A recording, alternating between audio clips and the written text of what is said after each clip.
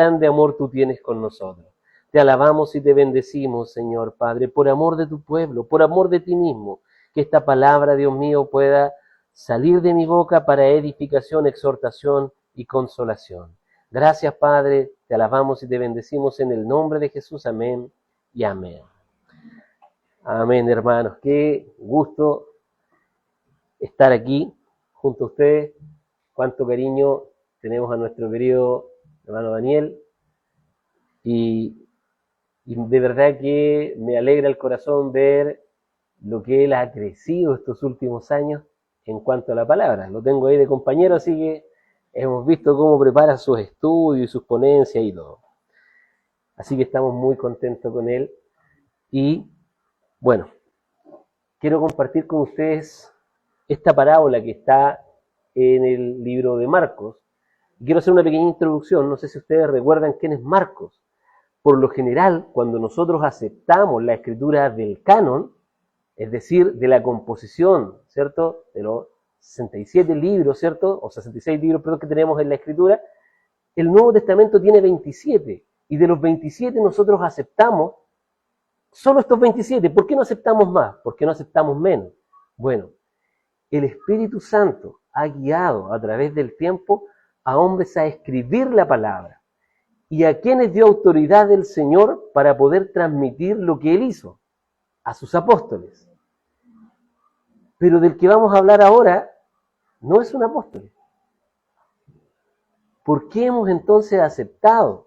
Primero, vamos a tratar de dilucidar eso, el libro de Marcos como un libro que proviene de parte del Señor. ¿Recuerdan quién fue Juan Marcos? El Marcos que está aquí en la Escritura. Cuando nosotros vamos al capítulo 15, más o menos, del libro de Hechos, nosotros vamos a encontrarnos con un hombre que lo primero que dice la Escritura es que causa división. Y es Juan Marcos, ¿cierto? Y Bernabé y Pablo tienen una discusión no menor por este hombre.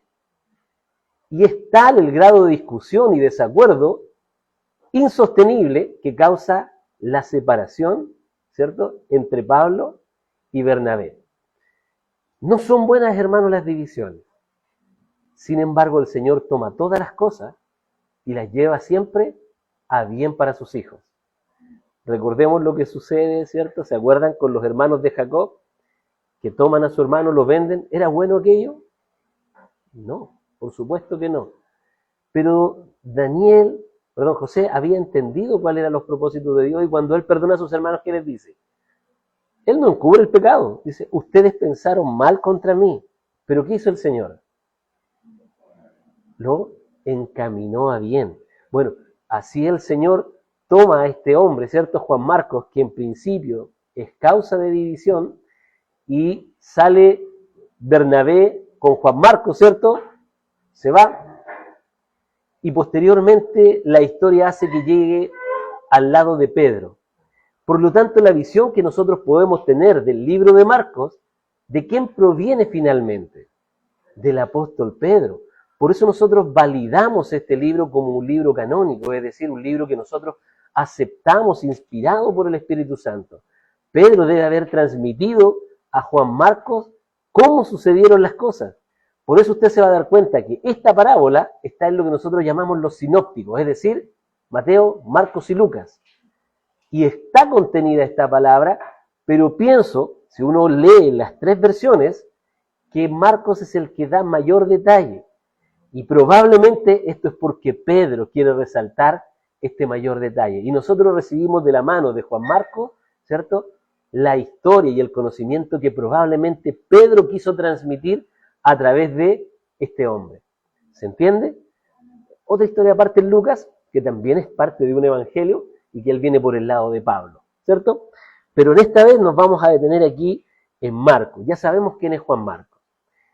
Y este Juan Marcos escribe el evangelio. En el capítulo 4, él comienza con la parábola del sembrador.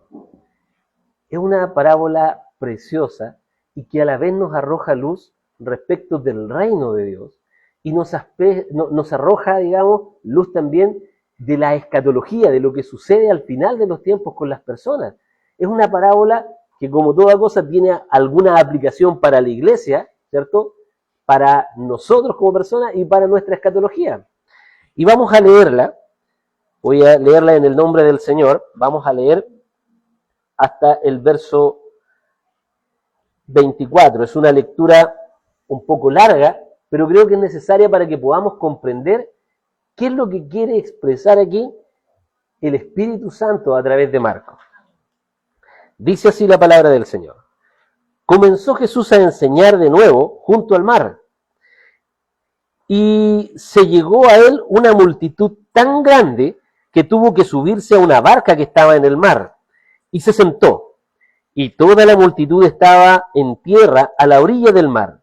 Les enseñaba muchas cosas en parábolas, y les decía en su enseñanza, escuchen, el sembrador salió a sembrar, y al sembrar, una parte de la semilla cayó junto al camino, y vinieron las aves y se la comieron. Otra parte cayó en un pedregal, donde no tenía mucha tierra, y enseguida brotó, por no tener profundidad de tierra. Pero cuando salió el sol, se quemó, y por no tener raíz, se secó. Otra parte cayó entre espinos, y los espinos crecieron y la ahogaron, y no dio fruto. Y otras semillas cayeron en buena tierra, y creciendo y desarrollándose, dieron frutos y se produjeron unas a 30, otras a 60, y otras a 100 por uno, y añadió, el que tiene oídos para oír, oiga. Vamos a dividir la lectura en dos partes. Hasta acá vamos a tratar de ver qué es lo que está sucediendo. Estaba el Señor, ¿cierto?, principiando su ministerio, y Él comienza a predicar, ¿qué cosa? El reino de los cielos. Ese es el mensaje que el Señor trae, el reino de los cielos. ¿Y qué decía el Señor? El reino de los cielos se ha acercado. Y esto, hermanos, es precioso y es maravilloso cuando lo podemos entender, que el reino de los cielos se ha acercado a nosotros en la persona de nuestro Señor Jesucristo. ¿Cree usted que en el reino de los cielos, cuando el Señor reine, habrá muerte? ¿No? ¿Cree usted que habrá cojos? ¿No, cierto? ¿Puede creer usted que haya personas fuera de sí o endemoniadas en el reino de los cielos cuando el Señor reine? ¿Y recuerda lo que hizo el Señor Jesucristo? ¿Cómo no resucitó a los muertos? ¿Cómo no echó fuera a los demonios de los que estaban atormentados por demonios? ¿Cómo el Señor proveyó para los que tenían hambre? Hermanos, es por esto que el Señor dice, el reino de los cielos se ha acercado. Y en los tiempos en que el Señor anduvo sobre esta tierra, pudimos degustar y disfrutar lo que viene en el siglo venidero, donde no habrá más muerte, ni más llanto, ni más dolor. Es por eso que el Señor dice, el reino de los cielos se ha acercado. Es por eso que nosotros, dentro de nuestra teología, decimos que estamos como embarazados del siglo venidero. Es decir, hemos probado algo que ya tenemos, pero que todavía no, pero que se va a cumplir perfectamente en el siglo venidero. Eso es lo que nosotros profesamos. Y cuando el Señor estuvo, nos hizo degustar de este reino que viene para nosotros, en donde ya no hay más muerte, ya no hay más dolor, ya el cojo saltará, ¿cierto? Dice la Escritura, y el mudo cantará. Bueno, este reino de los cielos que Dios viene a implementar, lo podemos ver en este tiempo, en el que el Señor ha dado una probada de ese reino futuro en esta tierra. Por eso el reino de los cielos se ha acercado. Y nos damos cuenta que el Señor va a predicar, y lo que sucede es que le seguía mucha gente. Y como sucede muchas veces, en muchos lugares y en toda la iglesia, no todos vienen por las razones correctas a Cristo, sino que muchos de los que estaban en ese tiempo, de hecho, el Señor en un momento se detiene y se los dice, ¿vosotros me seguís por los panes y por los peces, no por las razones correctas. Y en un momento Pedro le dice, Señor, estás siendo un poco duro con la gente. Y el Señor, ¿cierto?, agacha su cabeza y se arrepiente. No, ¿qué le dice? Si tú también te sientes ofendido, libre eres de poder seguir tu camino.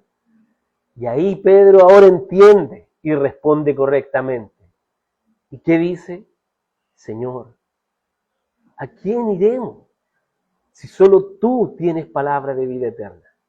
Hermano, qué precioso es este mensaje del sembrador que nos da luz respecto a cómo este mundo recibe la palabra del Señor. Pero no nos vamos a adelantar, vamos de a poco. El Señor viene y venía una multitud de gente. El Señor venía de hacer milagros, de hacer cosas, y ellos estaban tan emocionados por lo que Jesús hacía que le seguían. Querían ver cosas, ¿cierto? Y el Señor se ve agolpado de gente de tal forma que el Señor es muy creativo para estas cosas, ¿cierto? Y en vez de ponerse abajo en la orilla de la playa y gritar hacia arriba, el Señor sabe mucho de acústica, ¿cierto? Entonces él dice, no, esto no es conveniente. Se sube a una barca y desde la barca se sienta para predicar a los que están en la orilla, quedando él en una posición mucho más alta para que su mensaje pueda ser proyectado de mejor forma. Y el Señor les habla con esta parábola. Y vamos a tratar de recordar qué es lo primero que dice. Miren, el sembrador salió a sembrar. Es lo primero que él dice. Mis hermanos, a mí me encanta la teología paulina, o la teología del apóstol Pablo, porque es compleja. Me encanta la complejidad, pero me encanta la teología de nuestro Señor. Una teología simple, una teología donde Él le habla a cualquier persona y esa persona es capaz de entender. Pablo es un poco más difícil de entenderlo, lo dice nuestro apóstol Pedro, ¿cierto? Dice, oíd al hermano Pablo, ¿cierto? En su epístola, en su segunda epístola, porque habla cosas difíciles de entender. Lo que algunos indoctos tuercen, pero él habla cosas de verdad. Son un poquito complicadas las que habla el hermano Pablo. Sin embargo, el Señor ocupa el dialecto, las palabras, las cosas cotidianas de la vida. El reino de los cielos, ¿a qué se parece? A un sembrador que salió a sembrar, a una mujer que toma una escoba y se pone a barrer, a una luz que se esconde debajo, ¿cierto?, de una cama. Cosas tan sencillas. Y en eso nos habla cosas tan preciosas y tan, hermanos, grandiosas como el reino de los cielos. Y Él nos está explicando el reino de los cielos. Y esta es una de las parábolas. Y dice, el sembrador salió a sembrar y al sembrar una parte de la semilla cayó junto al camino. Mis hermanos, hoy día, bueno, ustedes lo saben, estamos en una región de mucha siembra, ¿cierto? Y ustedes seguramente saben cómo se siembra. Saben que hoy día uno no compra cualquier semilla, ¿cierto? Uno tiene una semilla y tiene un coeficiente de germinación. Y hoy día la que menos tiene tendrá 90%, me imagino yo. En este tiempo, mis hermanos, el coeficiente de germinación era máximo un 9%. ¿Entienden lo que significa eso? Entre un 7 y un 9%. Y no se siembra como hoy, que hoy día tenemos máquinas y un montón de cosas, sino que el sembrador salía a sembrar al voleo. ¿Entienden lo que es al sembrar al voleo? ¿Cierto? Salía con una especie de mallita donde tenía la semilla y él salía y tiraba la semilla. Y no es como hoy, que primero se hacen los surcos y después pasa una maquinita tecnificada, ¿cierto?, poniendo la semilla una o ya no la semilla. Hoy día de plano va poniendo, ¿cierto?, el almácigo y se va sembrando y se va cerrando sola. Antes no era así, mi hermano. Se sembraba al voleo y después, recién, una vez que se sembraba, pasaba el agricultor, ¿cierto?, con el arado. Y parte de esa semilla quedaba tapadita en la tierra, otra parte quedaba ahí libre y se la comían las aves, y así era la cosa. Y de repente pasaba que cuando iba pasando el arado quedaba trancado. ¿Qué pasó? Era un terreno pedregoso y no había posibilidad de que la semilla pudiera sentarse allí.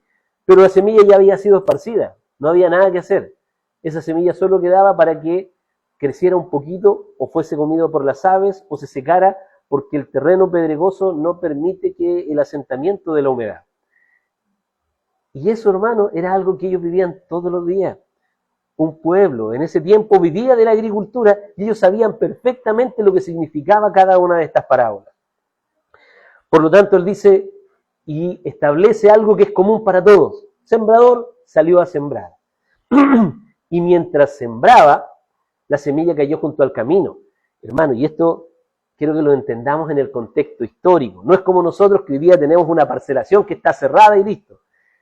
Ustedes recuerden, por ejemplo, y cuando llegué vi que leíamos harto del Antiguo Testamento. Y usted se va a dar cuenta en el Antiguo Testamento que para el judío estaba estrictamente prohibido cercar su campo. ¿Por qué no podía cercar su campo? Porque debía dar lugar a la bondad y a que los hombres que no tuviesen pudiesen pasar por el campo y recoger con su mano lo que pudiesen y comer con su mano lo que pudiesen. Esa era una instrucción de Dios para que el hombre también pudiera expresar la bondad de Dios. Todas las cosas son del Señor y las sabemos. Y el Señor dice, en los campos no van a haber surco ni nada. Y si alguien viniera, un extranjero, un esclavo, alguien, y pasara, lo tendrás que dejar comer. No puede llegar con un camión, ¿cierto?, y llevarse las cosas para venderlas. Pero si tuviese hambre, puede comer y participar de tu campo. Y no lo retarás, no le dirás que no. Lo dejarás que participe de eso. Por lo tanto, con el tiempo de pasar, ¿qué pasa cuando uno empieza a transitar por un camino? Se muere la hierba y se pone, ¿por qué? Porque ese camino, al ser aplastado, se pone duro y el agua ya no penetra y no. Eso es lo que está diciendo, es decir, probablemente había maleza y el sembrador tiró, ¿cierto?, a sembrar y cayó en el camino, en un lugar donde era duro. Estas son las cosas que el Señor está diciendo y que son evidentes para todo el público que está escuchando, porque vivían de la agricultura, vivían de la pesca, ¿cierto? Ellos sabían cómo era este sistema. Y el Señor es lo precioso que en cosas simples y cotidianas nos explica lo complejo de su reino y de cómo Él va esparciendo esta semilla. Lo primero dice, y al sembrar una parte de la semilla cayó junto al camino, y vinieron las aves y se la comieron. Y uno puede preguntarse, ¿qué significa esta historia? ¿De qué se trata esto? ¿Qué es el camino? ¿Qué es la semilla? ¿Quién es el sembrador? ¿Quién es el campo? ¿Qué son todas estas cosas que el Señor está hablando? Luego dice, otra parte cayó en un pedregal, el lugar, como decíamos recién, donde había piedra, pero él se dio cuenta después, no había nada que hacer con la semilla, ¿cierto? Pero cuando salió el sol, la semilla se quemó por no tener raíz, se secó. Otra parte cayó entre los espinos, y los espinos crecieron y efectivamente ahogaron la planta, no dejó que esa planta pudiese ver la luz. Y otra semilla cayó en buena tierra. Y creciendo, desarrollándose, dieron fruto y produjeron unas a 30. Fíjense que aquí, ¿se acuerdan cuánto les dije el porcentaje más o menos de germinación que tenía? Entre un 7 y un 9%. Y el Señor aquí está diciendo, no tan solo dará crecimiento a lo que es habitual, sino que dará 30%. Pero no se queda ahí, sino que dice, y otras a 60, y otras a 100 por 1. Es decir, es un crecimiento y una explosión de lo que está sucediendo increíble. Es increíble cómo se va a multiplicar. Es decir, de una semilla antes, o de una semilla salían 9 a lo más. El Señor aquí está diciendo, usted va a plantar una semilla y van a salir 30. Eso es 30 por 1, ¿cierto? O va a plantar una y van a salir 60 de eso que usted plantó.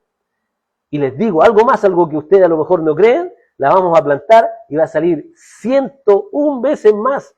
Es decir, la semilla que yo planté más 100. Hermano, el Señor no está hablando aquí de estadística, ni pretende dar una clase de agricultura. Por lo tanto, ¿qué es lo que nos está diciendo el Señor acá?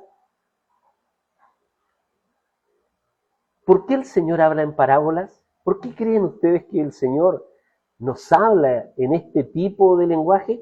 Y primero, para poder entender qué es una parábola. sabemos que es una parábola.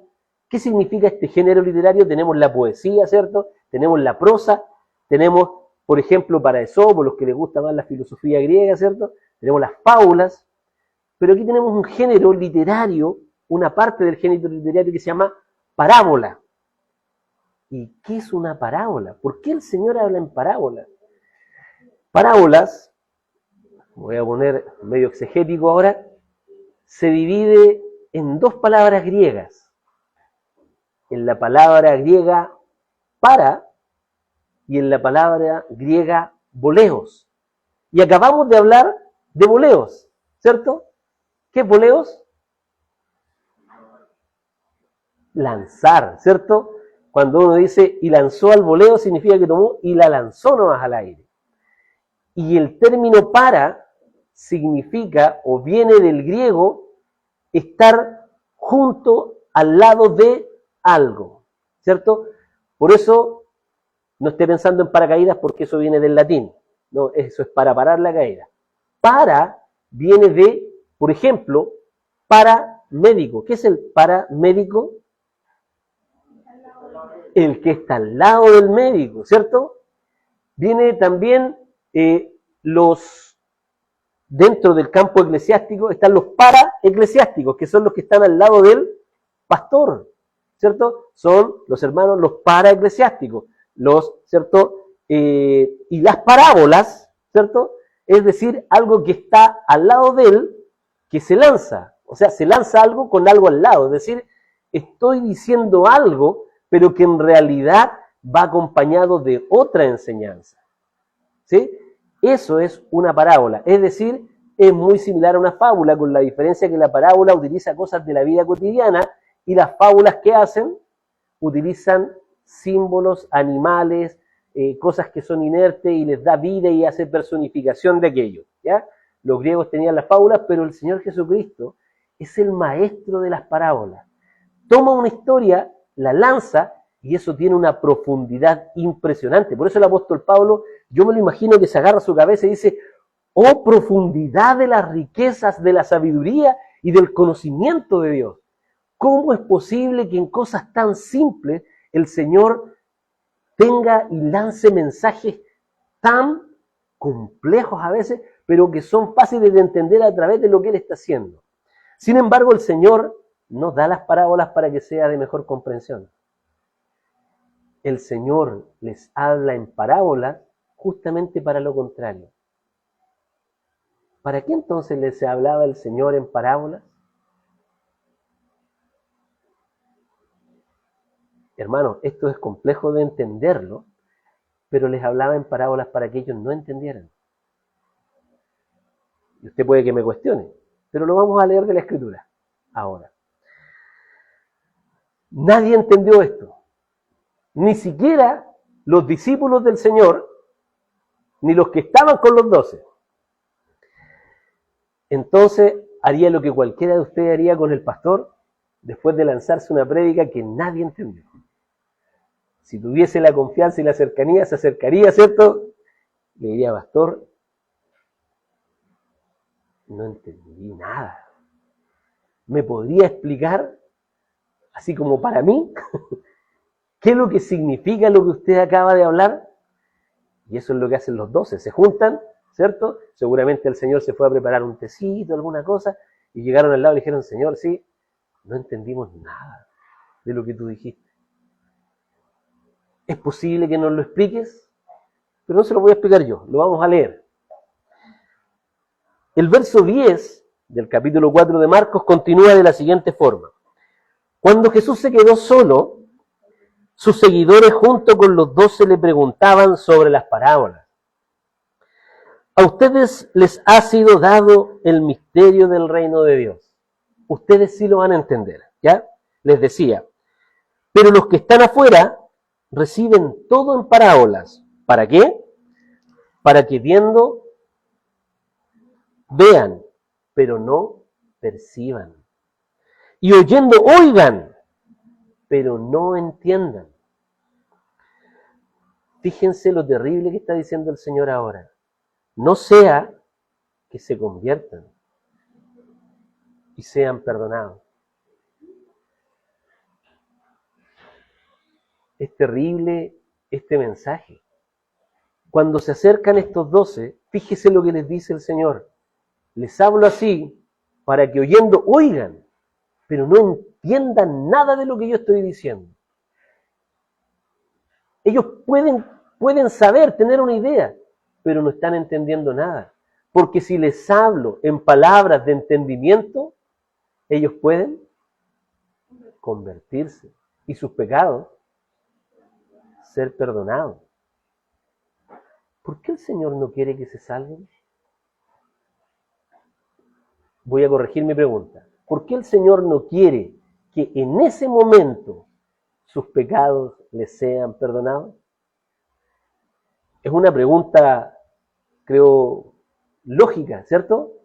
Que nos haríamos cualquiera al leer este pasaje y decir, ¿qué sucede acá? ¿Por qué el Señor está diciendo, no quiero que ellos entiendan lo que yo estoy diciendo? Y lo encubre. ¿Y a través de qué lo encubre? A través de una parábola. Es decir, Él lanza el verdadero mensaje del reino, pero oculto a través de algo que lo complejiza, pero que pareciera ser una herramienta para hacerlo más simple.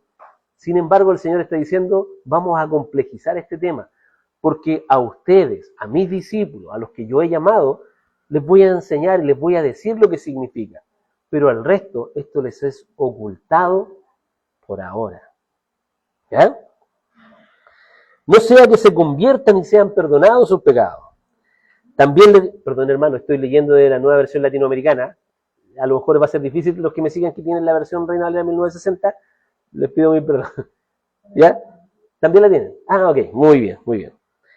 También les dijo, ¿no entienden esta parábola? Hermanos, esto hace que esta parábola sea para mí al menos una de las más intrigantes, porque el Señor les pregunta, fíjense lo que le pregunta, ¿no entienden esta parábola? O sea, yo lo dije a ustedes que están todos los días al lado mío, ¿no la entendieron?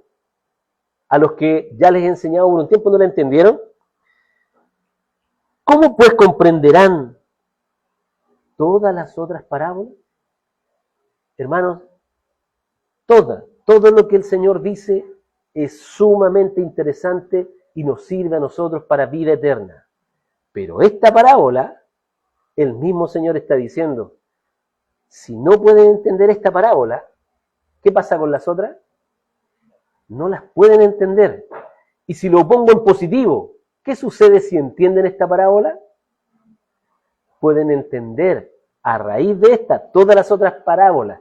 Es decir, es como que nos está diciendo, miren chicos, hermenéuticamente, esta es la hermenéutica o el sistema de interpretación que tienen que ocupar para todas las otras parábolas. Porque si no, no pueden entender correctamente todas esas otras parábolas. ¿Sí? ¿Cómo pues comprenderán todas las otras parábolas? El sembrador siembra la palabra. Estos que están junto al camino, donde se siembra la palabra, son aquellos que cuando la oyen, al instante viene Satanás y se lleva la palabra que se ha sembrado en ellos.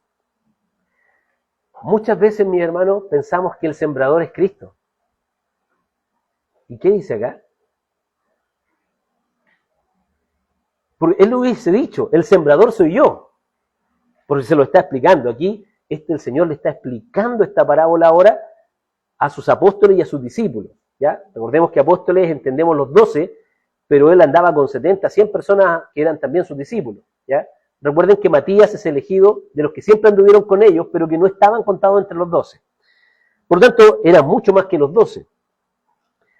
Y él le dice, el sembrador es el que lanza, ¿qué cosa? La palabra.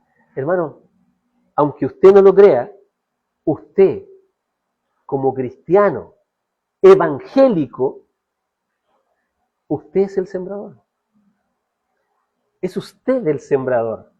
El Señor está diciendo a los apóstoles y a los discípulos, ustedes, el sembrador es el que lanza la palabra.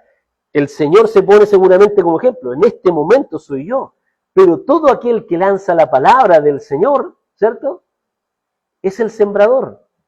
Hermano, por eso esta parábola está vigente hasta hoy día. Esta parábola sigue vigente hoy día.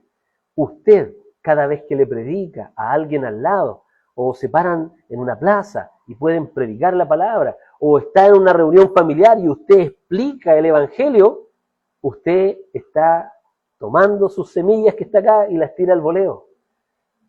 Y eso es lo que sucede. Y ahí pueden haber 20, 30 personas. Y pasa lo que vamos a leer ahora, no me quiero adelantar. Estos que están junto al camino, donde se siembra la palabra, son aquellos que cuando la oyen al instante viene Satanás y se lleva la palabra que se ha sembrado en ellos. De igual manera, estos en los que se sembró la semilla en pedregales son los que al oír la palabra enseguida la reciben con gozo, pero no tienen raíz profunda en sí mismos, sino que solo son temporales. Entonces, cuando viene la aflicción a la persecución por causa de la palabra, enseguida se apartan de ella. Otros son aquellos que se sembró la semilla entre los espinos, pero estos son los que han oído la palabra, pero las preocupaciones del mundo y el engaño de las riquezas y los deseos de las demás cosas entran y ahogan la palabra y se vuelve estéril. Y otros son aquellos en las que se sembró la semilla en tierra buena, los cuales oyen la palabra, la aceptan y dan fruto. Unos a 30, otros a 60 y otros a 100 por uno. También Jesús les decía, ¿acaso se trae una lámpara para ponerla debajo de una vasija o debajo de una cama? ¿No es para ponerla en el candelero? Porque no hay nada oculto si no es para que sea manifiesto, ni nada ha estado en secreto sino para que salga a la luz. Si alguno tiene oídos para oír, oiga. Además decía, cuídense de lo que oigan, con la medida con que ustedes midan, se les medirá, y aún más se les dará, porque al que tiene se le dará más, pero al que no tiene, aún lo que tiene le será quitado o se le quitará. Mis hermanos, aquí el Señor ahora explica esta parábola. Y Él nos dice, nos hace un paneo general, o nos hace una muestra de lo que sucede cuando usted se para ante un grupo de personas que no conocen al Señor y lanza el Evangelio. ¿Y cuál es el Evangelio? El apóstol Pablo lo resume facilito para nosotros. El Evangelio es que usted y yo éramos pecadores. No que Dios ama a todo el mundo. No. Éramos pecadores. Y éramos constituidos y éramos hechos enemigos de Dios. Y el hacha de Dios estaba sobre nosotros. El juicio de Dios estaba sobre nosotros. Por lo tanto, no somos mejores que ninguno de los que está afuera, mi hermano. Sino que la gracia y la misericordia de un Dios de amor, amoroso, bondadoso, nos tocó sin nosotros tener nada de por qué sostener aquello. Somos inmerecedores profundamente de su amor y de su gracia. Pero en eso, Dios quiso servir al hombre. Como dice el libro de Filipenses, Él siendo Dios, no se aferró a ello, sino que absorbió una naturaleza humana y vino a servirme a mí, que no soy nada. Se hizo hombre y pagó mi pecado y mi precio en una cruz donde fue escupido, fue puesta una corona de espinas sobre su cabeza. En ellos Dios muestra su amor para con nosotros, en que siendo nosotros pecadores, Cristo murió por nosotros. Hermanos, cuán grande amor es el amor que Dios tiene para con nosotros, que no escatimó ser igual a Dios como cosa que aferrarse, sino que se entregó por nosotros. Vino a servir al pecador, vino a rescatarnos. Él vino a buscar lo que se había perdido. No por un mérito de nuestro, no por un mérito propio, no porque yo soy mejor que el de al lado. Hermano, no sé por qué el Señor nos eligió. David dijo un día, Señor, ¿quién es el hombre para que tenga de ti memoria? ¿Para qué le dijiste que tú lo formaste? Pudiste habernos dejado morir en nuestros pecados y estar separados eternamente de ti. Pero no fue así, hermano. Cuando el mundo habla de un Dios intransigente, no saben de lo que hablan. Por eso el Señor dice, Padre, perdónalo, porque no saben lo que hacen. Hermanos, no es tan solo que ellos no quieran. El apóstol Pablo nos dice, porque la carne nada bueno puede producir. Por lo tanto, no es que no quieran, es que no pueden creer en el Señor. Y es nuestro deber tomar la semilla y lanzarla. ¿Qué sé yo si uno de lo que está ahí es buena tierra? No lo sé. Por eso, mis hermanos, es necesario que prediquemos su palabra en todo tiempo y con toda persona. Uno entiende que uno va madurando en los caminos del Señor y no siempre fue fácil. Cuando yo tenía 17, 18 años, yo nací en una familia cristiana.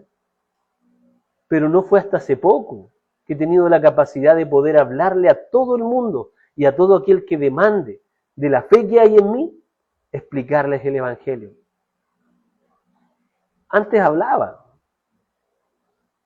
y peleaba, pero no entendía los propósitos del Señor. Que el Señor quiere, o en su voluntad, que los hombres procedan al arrepentimiento. Pero si el Espíritu Santo de Dios no hace una obra sobre ellos, jamás van a poder venir acá. Por lo tanto, no los mire con rencor ni con odio. Más bien mírelos como los miraría el Señor, con misericordia. Y no se enfrasque en discusiones con ellos. Usted predique la palabra. No estamos llamados a pelear con ellos, sino a entregarles el mensaje de salvación. Llamar pecado lo que es pecado. Pero decirles, pero el Señor quiere que te arrepientas. El apóstol Pablo dice, y eso, siendo inmerecedores de la gracia del Señor, Cristo murió por nosotros. Él cumplió la ley de Moisés. Él fue el perfecto hombre. Cuando hay algunos que dicen que Él no fue un hombre de verdad porque era Dios también. Sí, es verdad. Era perfectamente Dios, pero era también perfectamente hombre. Él es el verdadero Adán, el verdadero Adán. Él cumplió en las peores condiciones, en un desierto, lo que Adán no pudo cumplir en un paraíso. ¿Somos salvos por fe? Sí, pero somos salvos por la obra de nuestro Señor Jesucristo. Entonces, en última instancia, la salvación es por obra, pero no por la nuestra, sino que por la obra de uno que cumplió todas las cosas, hasta el último detalle, y que habiendo sido perfecto y sin mancha, fue puesto por expiación por nuestros pecados. No por algo que yo haya hecho, sino que porque Él quiso redimirme. Nadie me quita la vida, dijo el Señor. Yo la pongo por mis ovejas. Ese es el amor que Dios nos ha dado. Y ese es el amor con el que debemos predicar la palabra y expandir el reino del Señor. Y mis queridos hermanos, el Señor no quería que esto fuese entendido por ellos para que no procedieran al arrepentimiento y fuesen perdonados sus pecados. Lo dice el texto, ¿cierto? ¿Por qué es así? Mis hermanos, todo tiene un propósito. Todo tiene un propósito. Ustedes se van a dar cuenta al leer los evangelios que muchas veces el Señor dice, y esto no se lo digan a nadie. ¿Hasta cuándo? Hasta que el Mesías haya sido, ¿cierto?, consumado. Hasta que el Mesías haya sido entregado. Hasta que los hombres lo apedreen, lo escupan, ¿cierto?, lo crucifiquen. Pero el Señor y el Mesías volverá a vivir. Entonces podrán contar todas estas cosas. Entonces ahora podemos explicar bien la parábola del sembrador. y podemos nosotros entenderla desde un punto de vista como el Señor quería que lo viéramos. El Señor tenía claro que Dios es el que da esa buena tierra sobre el corazón del hombre. No es de usted, no es mío, el Señor. Hermano, en la eternidad, antes que comenzasen todas las cosas, antes que cualquier cosa sucediera, el Señor tuvo su nombre en su mente y en su corazón. Él sabía que usted iba a hacerlo. Y no tan solo lo sabía, Él así lo decretó. Él puede decretar, nosotros no. Él lo decretó en su corazón. Así será. María, Juan, Pedro, Antonio, mío. Este es de mis ovejas. ¿Por qué nos eligió? Porque Él es soberano. ¿Existe algo distinto en usted que en el otro? Mi marido nunca va a llegar a los pies del Señor. Mi mujer nunca va a llegar a los pies del Señor. ¿Cómo llegaste tú? Por la gracia y la misericordia de un Dios grande. Un Dios que cuando dice algo, se hace como Él dice. Y que cuando Nabucodonosor quiso contradecirlo, terminó comiendo pastos como las bestias del campo. ¿Y qué tuvo que decir al final de sus días? No hay Dios como el Dios de los hebreos. Hermanos, nadie puede ir en contra de lo que Dios haya determinado. Aún así nuestros ojos lo vean o no lo vean. Sadrach, Mesach y Abednego, sepas tú, oh rey, que en nosotros no hemos hecho nada malo y que nuestro Dios nos librará de esto. ¿Pero qué dicen inmediatamente? Y aunque no fuese así, igual no nos vamos a arrodillar ante tu estatua, porque no vamos a transar los mandamientos que Dios nos ha dado. Hermanos, es importante este texto y este pasaje y esta parábola porque nos permite entender la gracia del Señor sobre los corazones. ¿Puede alguno de ustedes, por favor, ir al libro de Jeremías, capítulo 36, verso 26, y leerlo, por favor?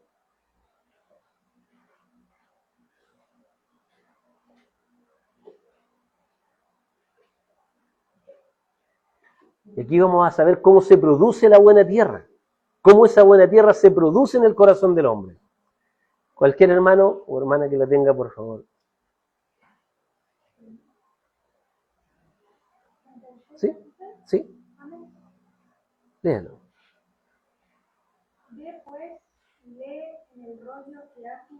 Perdón, mi hermana, es 26:36. 26:36.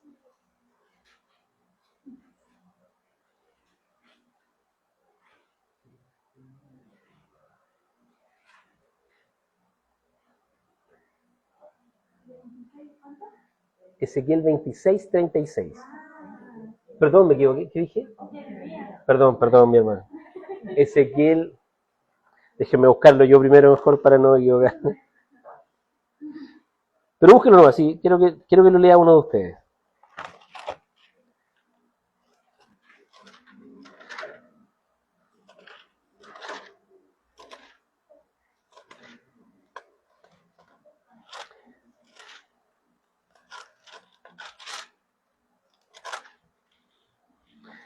Sí, es Ezequiel 36:26. Por favor, léalo nomás, mi hermana. 36:26. No. Sí, ahora sí estoy seguro. Ahora sí. Ezequiel 36:26.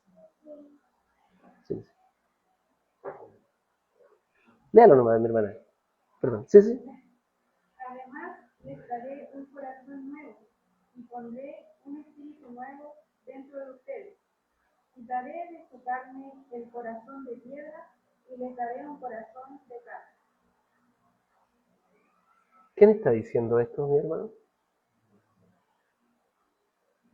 El Señor, ¿cierto? El Señor está diciendo esto. Mis hermanos, es- me da tristeza en el corazón cuando muchas personas dicen, nosotros creímos,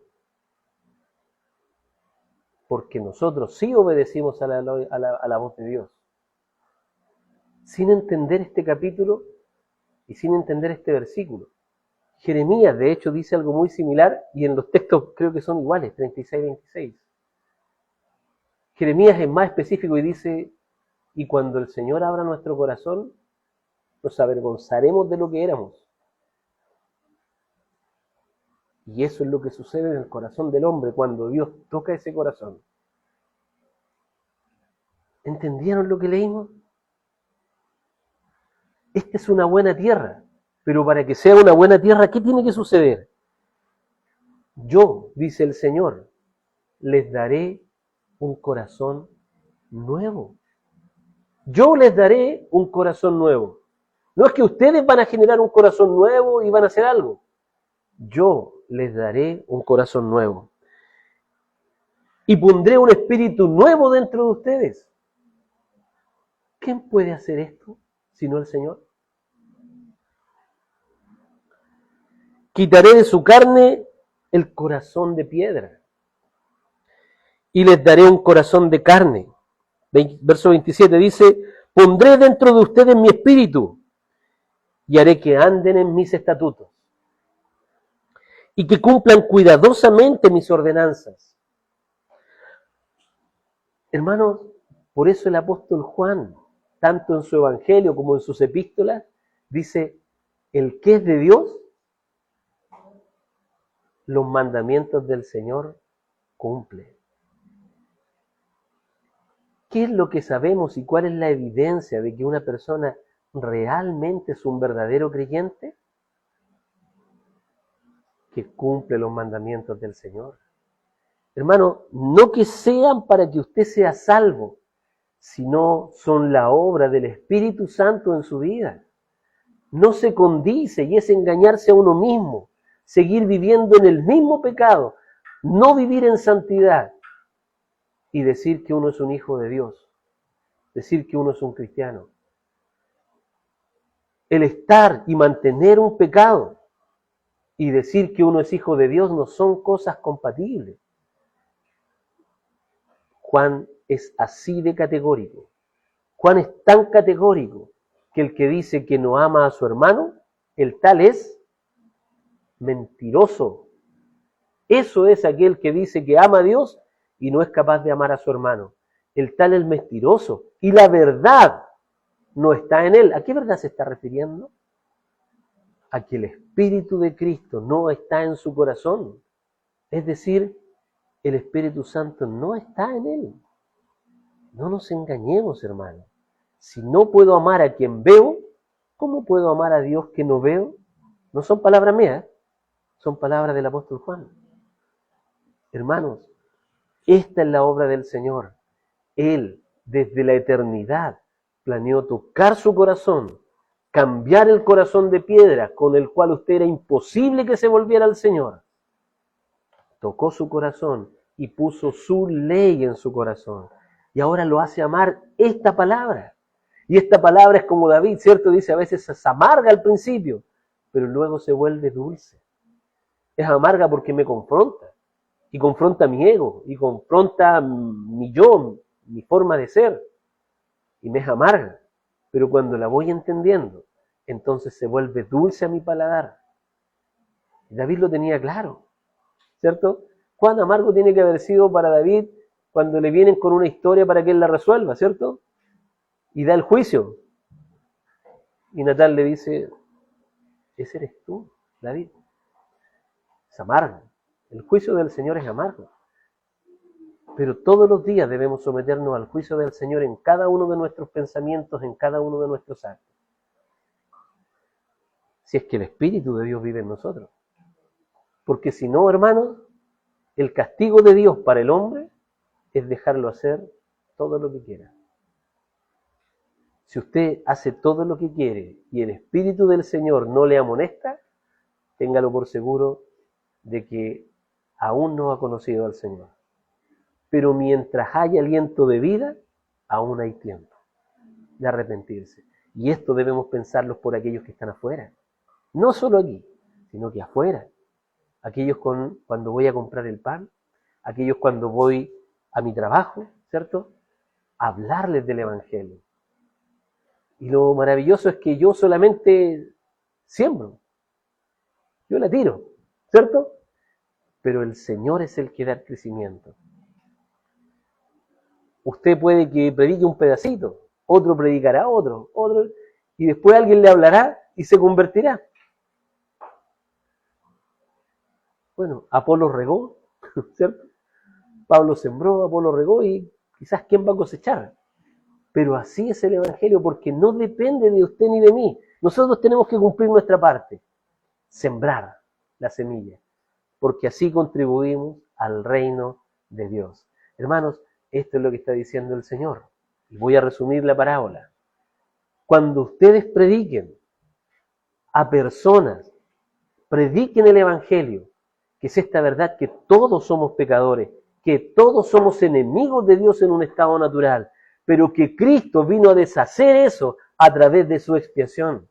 Y que si nosotros ponemos nuestra fe en Jesucristo, entonces Cristo nos adopta, Él nos mete dentro de Él porque estamos en Cristo y bajo su tutela somos salvos de la ira de Dios, que justamente merecíamos. No es que Dios dice que, o Dios nos deje o Él propicie que nosotros seamos malos. Hermanos, no. Somos malos de nuestra propia capacidad, de nuestro propio ser volitivo, de nuestra propia voluntad somos malos. Por eso cuando seamos juzgados, vamos a ser juzgados bajo nuestra voluntad. Fuimos malos porque quisimos.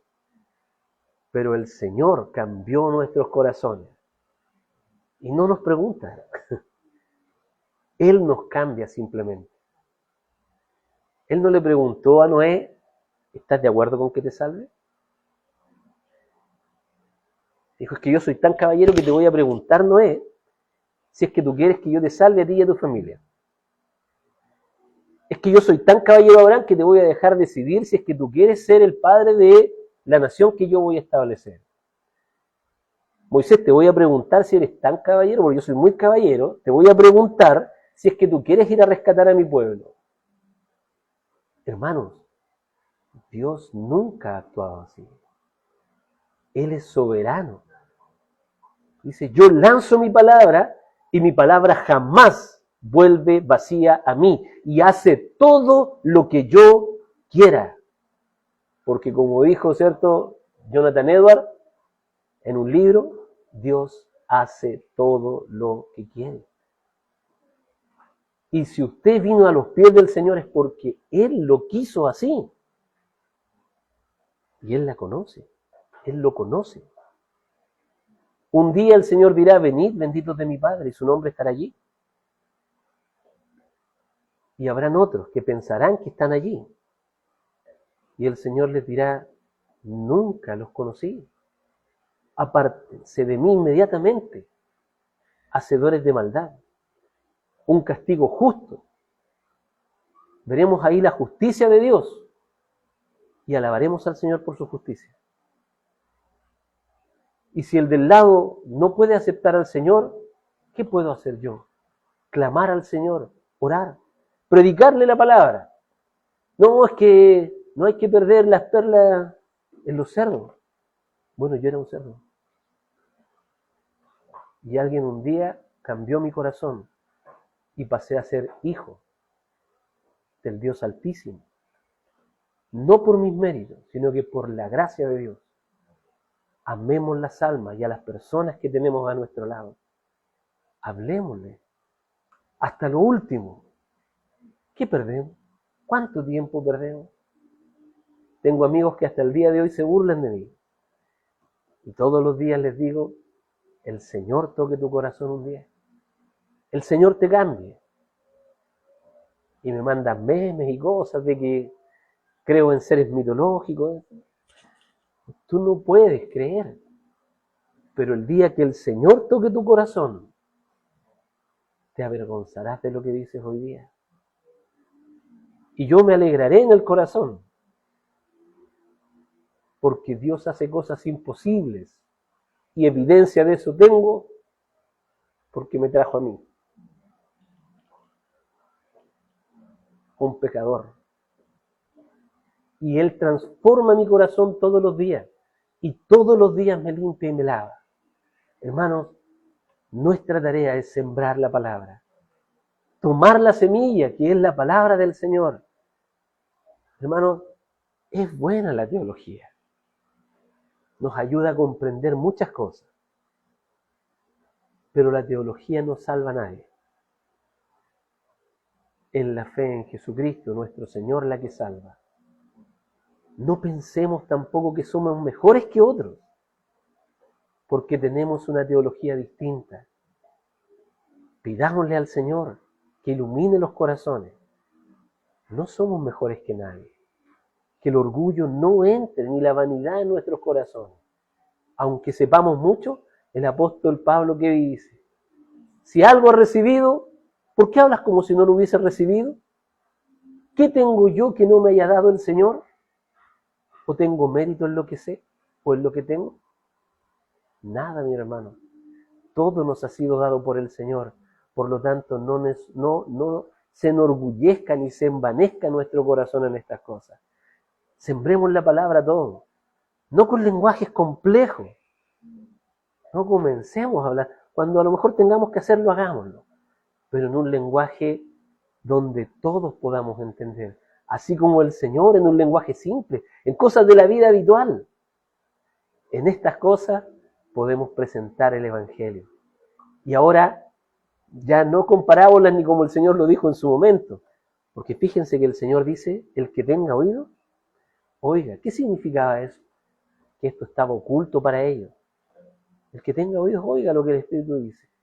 Y cuando es consultado por qué las parábolas no son explicadas, Él dice para que no se conviertan. No es que nunca se conviertan, no se conviertan aún. Porque si ellos me reciben, ¿qué sucede? Él no es sacrificado y no hay expiación. Y si no hay expiación por nuestros pecados, hay de nosotros.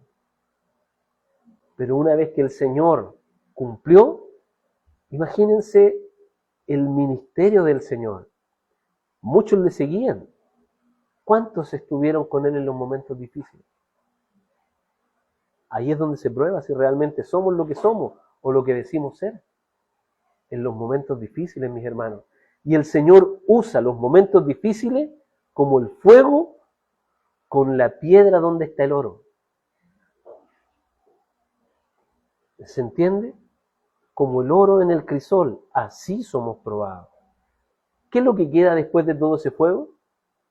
Solo el oro, lo puro. Así es cuando el Señor, mis hermanos, nos va probando.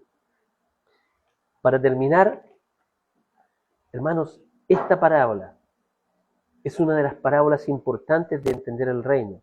Es decir, tenemos que lanzar esta palabra y el Señor es el que da el fruto y el crecimiento en las personas. No nos preocupemos nosotros por aquello, sino que sembremos la palabra. El Señor dará en su momento el crecimiento y hará que la semilla brote. Es decir, que se produzca un cambio en el corazón del hombre. Porque ese cambio, ¿quién lo genera? Él lo genera. ¿Y a quién lo genera? A quien Él quiere. A quien Él quiere, mis hermanos. ¿Significa esto que alguno a lo mejor queriendo no va a obtener ese beneficio? No, mi hermano. Esto es un muñeco de paja que han levantado algunos y que nos dicen que nosotros decimos esto. Que por favor, no, usted no lo entienda así. No es tal cosa. No es que hay algunos que quieran venir al reino de Dios y que Dios no lo permite porque Él ha elegido que no. Y otros que no querían venir están porque sí. Eso no es así. Eso no hablan ni nuestra doctrina ni nuestra teología. El Señor llama a quien Él quiere. Y si se acerca a Él, es porque ya lo llamó. Entonces, si usted tiene dudas, pero ama al Señor, tenga la seguridad de que el Señor le ha llamado. Si usted se arrepintió de todo su corazón y está hoy día escuchando una palabra y esta palabra hace mella en su corazón, hace nido, hace habitación en su corazón, el Señor ya le salvó. Y si Él le llamó, hermano, nadie lo va a arrebatar de la mano de nuestro Señor. Tenga la seguridad que el Señor lo va a corregir cuando tenga que corregirlo. Porque el Señor a los que no son hijos, no los corrige. Pero la Escritura dice que a todo aquel que toma por hijo, Él lo corrige. Por lo tanto, hermano, si el Señor me corrige, soy hijo. Gloria al Señor cuando me corrija, porque soy hijo. Porque si no, me dejaría hacer lo que yo quisiera. Amén. Hermanos, espero que el Señor les bendiga con esta parábola. Cuán hermoso es que el reino de los cielos debe ser compartido para todos. Para bien para algunos, para condenación para otros. Porque algún día a todo ser humano se le consultará por cuál fue la decisión que de su propio corazón tomó. Por lo tanto, en un momento alabaremos al Señor, como lo dije delante, por su justicia. Porque los que serán condenados, y aquí me meto en parte de la escatología, serán, ¿sabes lo que es escatología, cierto? Son los eventos que van a suceder al final de los tiempos. ¿Ya?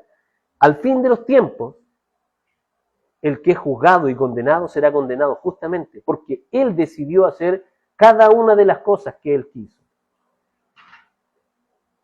Y cuando me toque a mí el juicio, tendré que poner obras por delante. Pero como tengo fe en Jesucristo, gloria al Señor, porque no serán mis obras las que se pondrán ahí delante, sino que será la perfección del Hijo de Dios, las que estarán delante de mi juicio para poder protegernos de cualquier condenación. Por eso el apóstol Pablo puede decir tranquilamente, ¿quién condenará a los escogidos del Señor? Dios es el que justifica. Por lo tanto, tengamos la seguridad, mis hermanos, de esta salvación hermosa que Dios inmerecidamente nos ha otorgado. Y si inmerecidamente, ¿cómo podremos nosotros cambiar eso si ya era inmerecida en el momento en que la recibimos? Tenga seguridad, mi querido hermano, de su salvación. Pero que nuestro corazón anhele que otros también vengan al arrepentimiento. ¿Qué tenemos que hacer para eso? Sembrar. Sembremos la palabra. Oremos por las personas a ver si el Señor tiene a bien cambiar su corazón y que se arrepientan. No demos por perdida ninguna batalla, mis hermanos. Siga. Ore por sus familiares que aún no conocen al Señor. Ore por sus hijos que no conocen al Señor. Ore por su esposo o esposa que no conoce al Señor. Porque si el Señor lo cambió a usted, créame que también los puede cambiar a ellos. Porque nosotros no podíamos cambiar por nosotros mismos, sino hasta que el Señor puso en nuestro corazón una buena tierra. Cambió nuestro corazón, puso sus leyes en ella. Hermanos, no desfallezca. El Señor es soberano, Él hará conforme a su soberana voluntad. Nosotros no entendemos las cosas, pero Él ve el fin desde el principio. Él conoce todas las cosas. No tengamos confianza en el que está al lado, atrás, adelante. Confiemos en que el Señor sabe lo que hace. Aceptemos sus decisiones, pero no perdamos nunca la esperanza. Amén. Amado Padre Celestial, te alabamos y te bendecimos. Te adoramos porque tú eres un Dios infinitamente amoroso. Tú eres amor. Padre, y esos atributos los has reflejado en nuestro corazón, para que nosotros también podamos tener amor. Te rogamos en esta hora que esta palabra y esta parábola que nuestro amado Señor Jesucristo enseñó a muchas personas, hoy día esté en nuestro corazón, la podamos entender. Y podamos entender que es necesario esparcir esa semilla que tú nos has dado, esta palabra, este evangelio, en donde el reino de los cielos se acercó a nosotros. Gracias, Padre amado, por tu gran amor y tu gran misericordia. Cuán hermosos son tus caminos, oh Dios. ¿Dónde podríamos encontrar algo como lo que encontramos en ti? Como dijo Pedro, ¿a quién iremos, Señor, si solo tú tienes palabra de vida? Cuán insondables, oh Dios mío, es tu conocimiento. Te damos gracias, oh Padre amado, por enviar a tu Hijo Jesucristo. Gracias porque Él se sujetó en todo hasta la muerte y muerte de cruz. Te rogamos, Padre, que toquen nuestros corazones. Y si, Padre amado, estamos haciendo algo mal, tú nos corrijas, Padre, pues hijos tuyos somos. Y te rogamos que pongas en nuestro corazón la valentía de predicar tu palabra, a pesar de las burlas, a pesar del escarnio que podamos recibir. ¿Qué es eso comparado con lo que sufrió tu Hijo, Padre amado? Permítenos compartir la palabra, sembrar el Evangelio. Permítenos, Padre amado, ser parte de la expansión de tu reino, si es tu voluntad. Pon valentía en nuestro corazón. Que tu Espíritu Santo, cuando tengamos que elevar una palabra, toque nuestros corazones, nos ayude, nos guíe a toda verdad, a toda justicia. Ponga en nuestra boca las palabras necesarias para romper, para que tu Espíritu Santo rompa esos corazones de piedra y los cambie por corazones de carne. Te rogamos, amado Padre Celestial, por nuestros familiares inconversos, por aquellos que nuestro corazón se duele, porque no han llegado a tu presencia, por aquellos que evidentemente están perdidos en este mundo de pecado, Dios mío. Pero nada es imposible para ti, oh Padre Celestial. Te rogamos por su vida, que tu mano pueda obrar poderosamente sobre ellos, porque tu mano no se ha cortado para aquello. Padre amado, bendiga nuestras vidas, Señor, y danos valentía para predicar tu palabra. Te lo pedimos en el nombre de Jesucristo, nuestro amado Señor y Salvador. Te agradecemos todas las cosas, Padre eterno. En el nombre de Jesús, amén y amén. Hermanos, perdón si me extendí, mi hermano. Que el Señor les bendiga.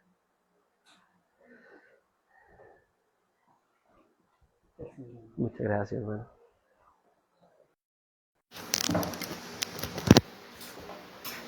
Mi hermano, buena enseñanza nos ha entregado el Señor este día de hoy para la semilla. No es cualquier semilla, una buena semilla.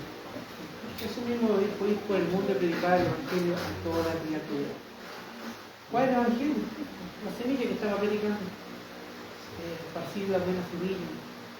El trabajo del Señor, como explicaba mi hermano aquí, a través del Espíritu Santo, el Señor va colocando en el corazón el Evangelio, las salvaciones del Señor. Y debemos orar por aquellas personas. Porque sabemos que nosotros hemos llegado a este lugar, estábamos en la misma condición, no conocíamos al Señor, no conocíamos el Evangelio, pero ya cuando recibimos esa semilla, ¿cierto? Ahora nos damos cuenta lo hermoso que es el Señor, lo hermoso que son sus caminos. Bien, mi hermano, te invito a que alabemos al Señor con nuestra alabanza, con los salmos. Salmo 32.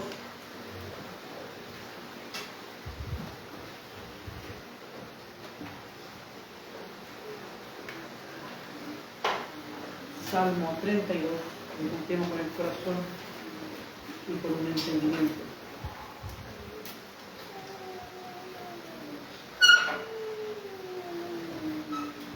Salmo 32. Es grandemente bienaventurado el que de transgresiones perdonado, que bienaventuranza recibió, aquel cuyo pecado se cubrió.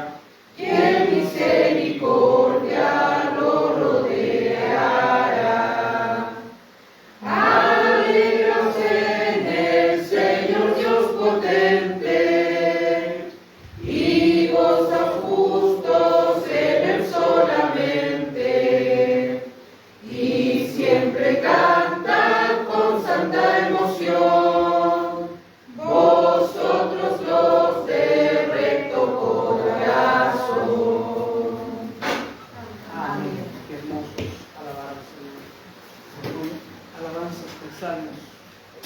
Y el hermano incline su rostro para que le damos la bendición. Amado Dios, Dios Padre Todopoderoso, Señor, Creador del cielo y de la tierra. Te damos gracias, Señor, por este día, Señor, que usted nos ha dado, Señor.